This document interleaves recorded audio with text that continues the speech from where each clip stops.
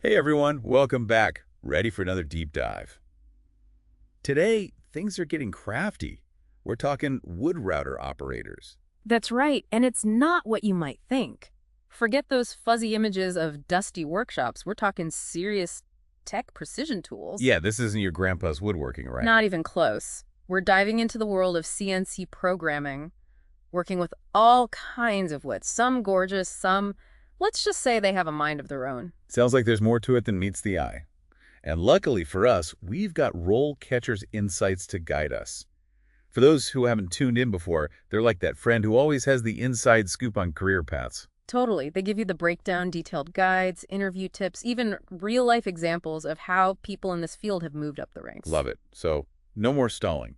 What does a wood router operator actually do? Is it all just pushing buttons?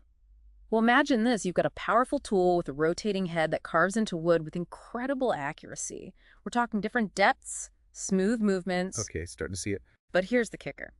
These days, many of these routers are computer-controlled. Wait, so robots are taking over woodworking? Hold on, not quite. A human operator programs those machines. It's called CNC programming.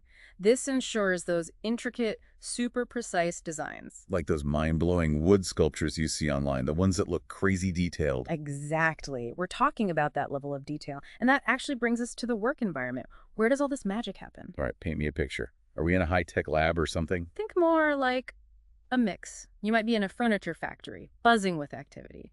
Or maybe a smaller setup, like a cabinet maker's workshop. Sometimes even construction sites. It can be physical, sometimes loud, some dust. The glamorous life of a craftsperson, huh? Right. But with proper safety gear, it's all good.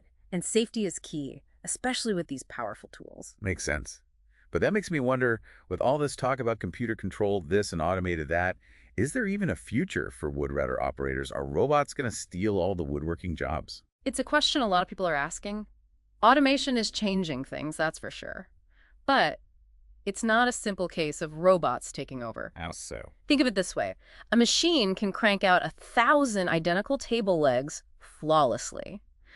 But what about a one-of-a-kind piece? Something with an intricate design where you have to work with the wood's natural grain. That's where the human touch comes in. Exactly. Plus, wood can be unpredictable. You need a skilled eye to adjust techniques, troubleshoot on the fly. We need that human adaptability. Exactly. And honestly, those skills are only going to become more valuable. This isn't just a job, it's a craft, an art form. The best of both worlds, old-school craftsmanship meets cutting-edge tech. Mhm. But let's get real for a second. What are the perks of this gig, and what are the downsides someone should know going in? So we've established this isn't your grandma's woodworking. It's high-tech, it's skilled, and it's even got that artistic flair.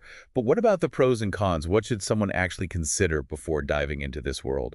Right, let's get into it. First off, the good stuff. Picture this.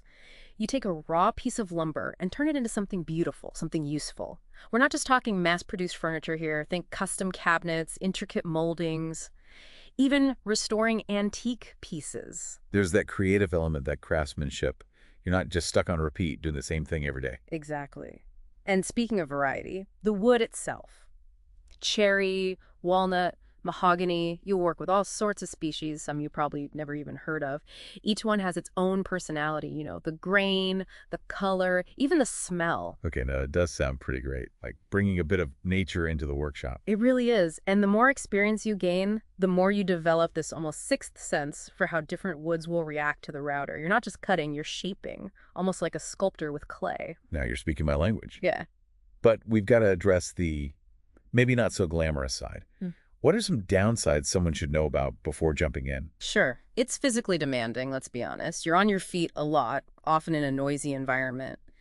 And while safety is paramount, there's always some risk involved with heavy machinery, right? So not for the faint of heart, both physically and risk-wise. Right. And it's not a job where you can just coast. Woodworking tech is always changing, so you have to be a lifelong learner. New skills, new techniques. Always evolving. Especially with CNC programming. That's a whole other beast. It's coding, it's design. Exactly. And remember how we talked about wood being unpredictable? Well, that means you need to be a problem solver. Think on your feet. Find solutions when things don't go to plan. Sounds like this is for someone who enjoys a challenge. Someone who likes to work with their hands. And isn't afraid of a little hard work. Totally. Yeah. But if you're passionate about it, it's incredibly rewarding. Speaking of rewards, let's talk career progression. What does that look like for a wood router operator?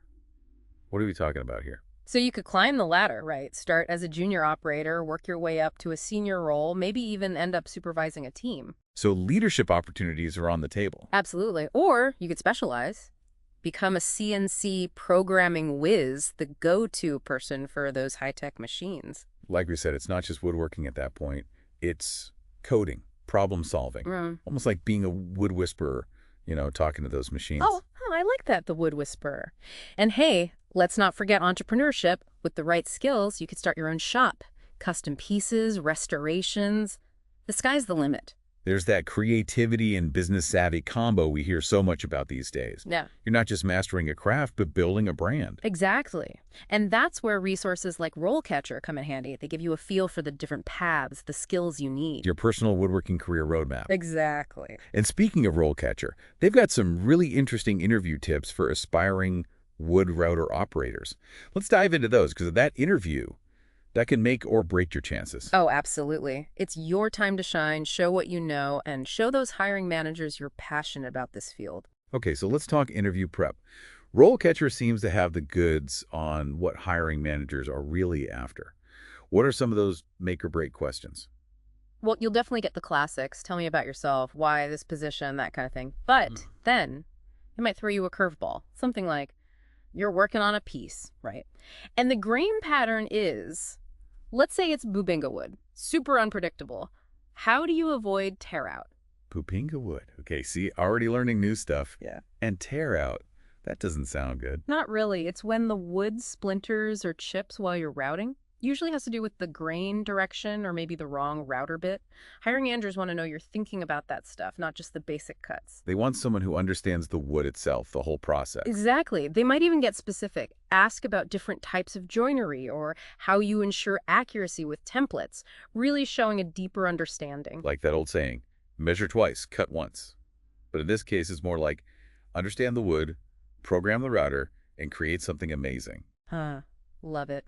And that actually brings us back to that bigger question we touched on earlier, the whole future of wood router operators thing. With automation on the rise, where does that leave the human element? Right, we talked about robots and all that. Yeah. Is there even room for human craftsmanship anymore, especially with mass production taking over? It's the million-dollar question. Here's the thing.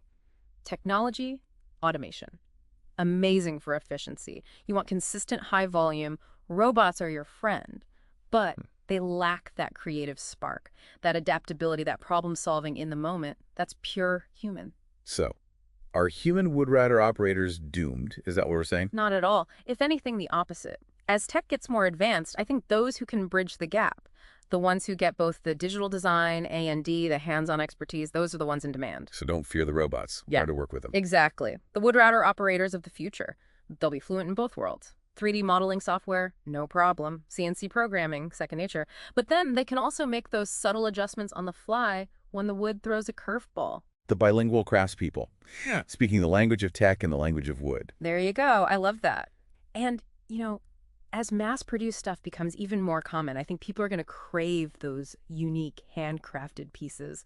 The furniture, the sculptures, those one-of-a-kind things with a story behind them. It's true. There's something about holding a piece like that, knowing a skilled craftsperson put their heart into it. That's not just an object, it's art. Exactly. And those are the pieces that last, the ones that get passed down, that stand the test of time. Well said. And on that note, I think we've reached the end of our woodworking journey for today. A huge thank you to RoleCatcher for giving us so much to think about.